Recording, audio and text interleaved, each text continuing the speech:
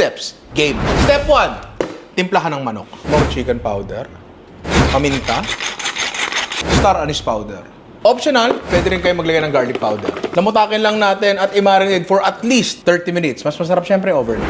Step 2. I-bread ang manok. All-purpose flour, cornstarch, nor chicken powder, paminta. Kung meron pa kayo natira star anise powder, lagyan nyo rin. Haluin. Ilagay ang manok, tapos haluin uli. At ibabad lang to ng 10 minutes pa para mas kumapit yung harina. Step 3. Prito na tayo. Yun. Okay na muna yan. Mamaya na prito to. Kainin nyo na lang yan. Ayan. Ganda. Bonus, pare. Gawa tayo ng gravy. Melted butter, lagyan natin ang harina. Tapos tutuin lang natin. Pagka ganyan ang kulay, tubig. Unti-unti. Ayan. Toyo, para sa kulay. Paminta. No, chicken powder. Game, tara, kain na. Yun.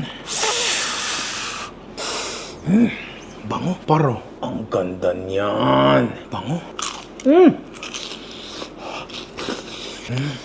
Parang asarap pa nung magkasama yung sarap tsaka sakit. Ito, mas masakit, par.